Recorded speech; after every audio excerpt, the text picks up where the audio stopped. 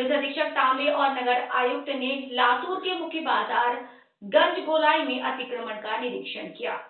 लातूर से खबर है, पूरी खबर देखें, बने रहिए वंदे भारत के साथ। लातूर के मुख्य बाजार गंज गोलाई क्षेत्र में यातायात व्यवस्था को सुचारू बनाने के लिए कई बार अतिक्रमण हटाया गया। हालांकि अतिक्रमण फिर से बढ़ गया। इस संबंध में आज शाम 5 बजे जिला पुलिस अधीक्षक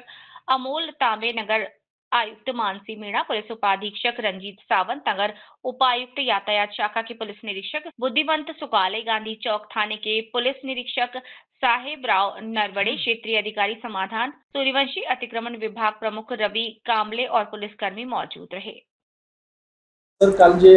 गंजगोलाई येथे आयुक्त मॅडम आपल्या मार्फत व पोलीस अधीक्षकांमार्फत पाहणी करण्यात आली की पुन्हा त्या ठिकाणी अतिक्रमण होऊ नये यासाठी मोठ्या प्रमाणात कठोर कारवाईचे निर्देश देण्यात आलेले आहेत। यापुढे त्या ठिकाणी अतिक्रमण वाढू नये यासाठी आपल्या उपाययोजना काय आहे? काल गंजगोलाई परिसरामध्ये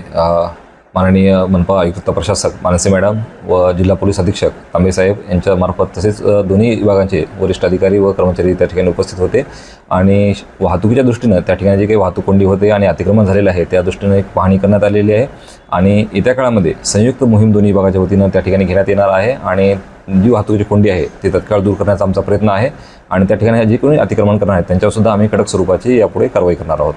तरी याद्वारे मी शहरवासियांना, पथविक्रेत्यांना तसेच ऑटो चालकांना सर्वांना विनंती करतो की आपण जे काही नियम घालून दिले त्या नियमांचं पालन करावं व प्रशासनात सहकार्य करावं। आपण शहरामध्ये अनेक जागोजागी कचरा जे चौकात पडत आहे त्या ठिकाणी वाचनालय एक उपक्रम राबवला आहे। तो उपक्रम लातूरकरांना चांगल्या प्रकारे आवडलेला आहे, परंतु पुन्हा त्या ठिकाणी कचरा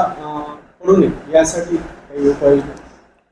निश्चितच मागील 1 महिन्यापासून आम्ही सुरुवातीला सर्व घरांपर्यंत घंटागाडी पोहोचते याची खात्री केली आणि त्यानंतर शहरामधील जे काही पॉईंट्स होते की ज्या ठिकाणी मोठ्या प्रमाणात कचरा नागरिक आणून टाकत होते आणि कचरा जमा होत होता तर ते पॉईंट्स आम्ही नष्ट करण्याचा महापालिकेने नियोजन केलेलं आहे आणि यामध्ये आतापर्यंत एक 8 ते 10 पॉईंट्स जे आहेत ते आम्ही नष्ट केलेले आहेत आणि त्या परिसराचं सुशोभीकरण करून त्या ठिकाणी वाचनकट्टा करून नागरिकांना बसण्याची सुविधासुद्धा त्या ठिकाणी आम्ही उपलब्ध करून देत आहोत। वर्तमानपत्र वाचण्यासाठी त्या ठिकाणी नागरिक बसून त्या जागेचा उपयोग घेऊ शकतात आणि या पद्धतीने आम्ही एक सौंदर्यीकरण करण्याचा एक आमचा प्रयत्न आहे। तर मागील 1 महिन्याचा अनुभव लक्षात घेता ज्या ठिकाणचं आम्ही ब्युटिफिकेशन केलेलं आहे, जे पॉईंट्स नष्ट केले आहेत त्या ठिकाणी कायम आम्ही ती जी जागा आहे ती स्वच्छता त्या ठिकाणी राखण्याचा आमचा प्रयत्न आहे आणि यामध्ये नागरिकांचा सुद्धा आम्हाला निश्चितच चांगला प्रतिसाद मिळत आहे आणि उर्वरित पॉईंटसुद्धा येत्या कालावधीमध्ये मनपा विभाग करत आहे त्या ठिकाणी।